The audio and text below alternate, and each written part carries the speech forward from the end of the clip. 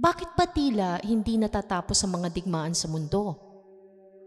Sino nga ba ang tunay na may pakana sa likod ng kaguluhan?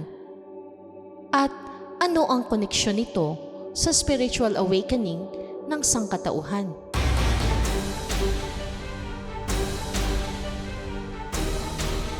Sa episode na ito, sisilipin natin ang mga lihim na dahilan sa likod ng mga gyera. Mula sa ancient bloodlines, hidden agendas, hanggang sa metaphysical na labanan sa pagitan ng liwanag at dilim. Handa ka na bang mabuksan ang iyong isipan? Habang abala ang mundo sa teknolohiya, entertainment, at social media, may mga bansang nalulugmok sa digmaan, kaguluhan, at kahirapan. Tanong ng marami, bakit hindi matapos-tapos sa mga gyera?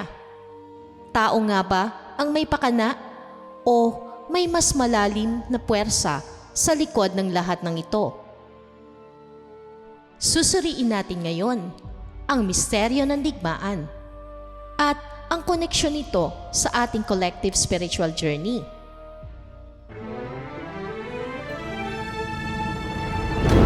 Sa ating mundo, ang lahat ng buhay ay patuloy lang sa paglalakbay.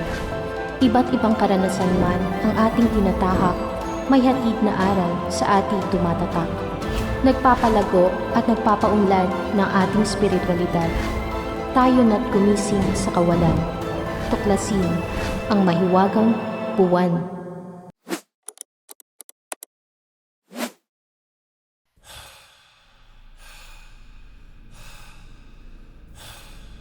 Bakit nga ba may gyera? Sa surface, laging sinasabi na ang dahilan ng gyera ay lupa o teritoryo. Ang ilang halimbawa nito ay tayo mismo dito sa Pilipinas. Ang disputes between WPS or West Philippine Sea na tinatawag natin at South China Sea naman na ganito din ang kaso sa Vietnam. Ang Russia at Ukraine War, ang Israeli-Palestinian conflicts, ilan pa dito ang territorial conflicts between India at China over Himalayan borders, Pakistan and India over Kashmir, at may ilan pa. Ang dami, di ba? Political o ideology.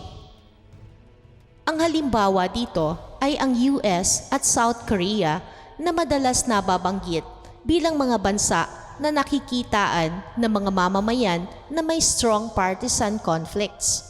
Ang iba pang bansa na may political division ay ang the Netherlands, Canada, UK, Germany, Singapore, Spain, France, Sweden at Belgium.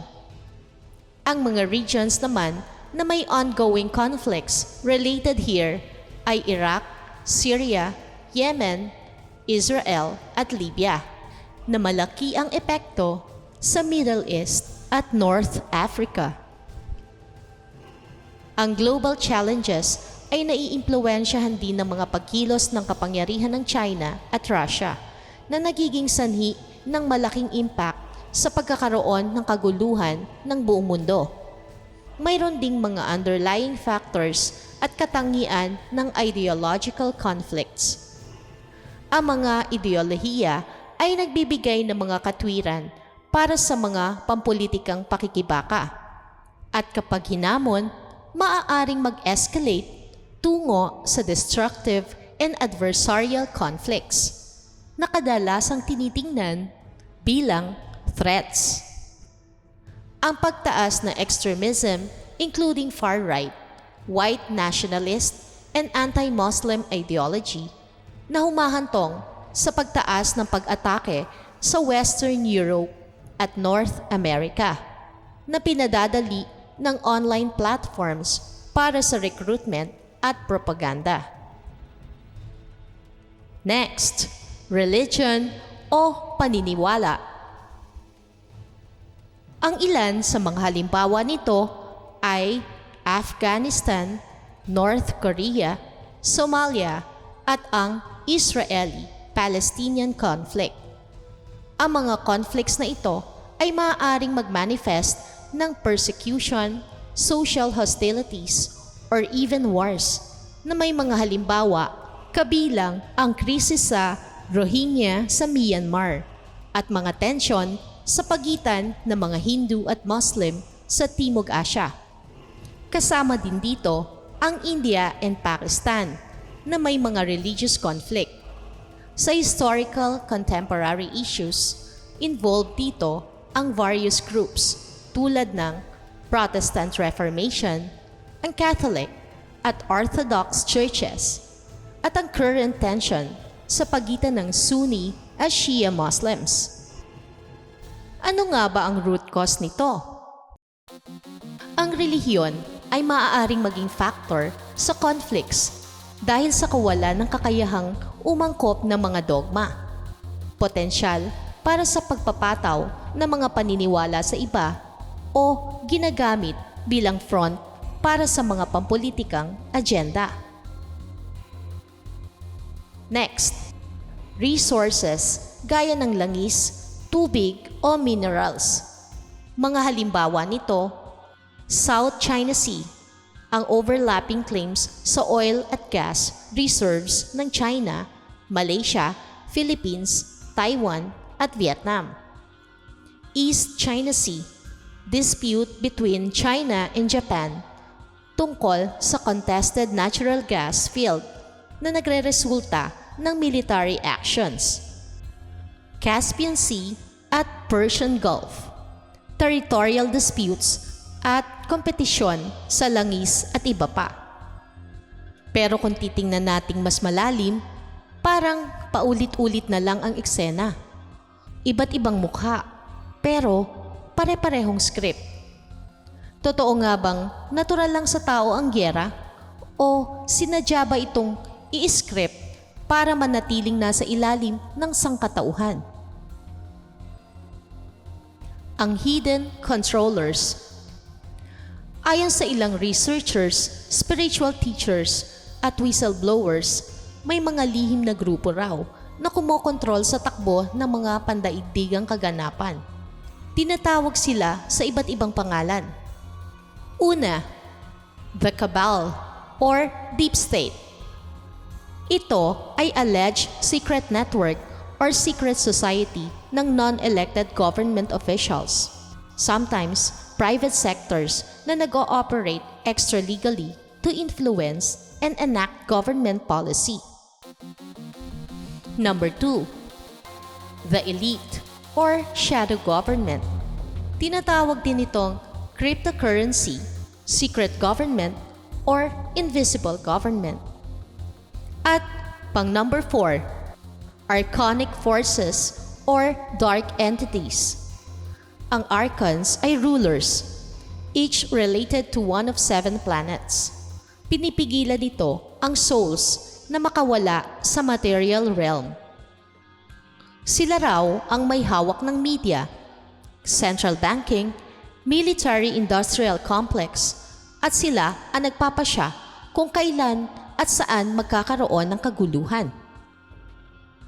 Sa ancient texts tulad ng The Book of Enoch or Gnostic Scriptures, may binabanggit na dark forces na nais itrap ang tao sa fear, suffering, at division upang hindi tayo magising sa ating divine potential. Ang gyera at energy harvesting. Ang gyera ay hindi lang physical. Ito rin ay energetic.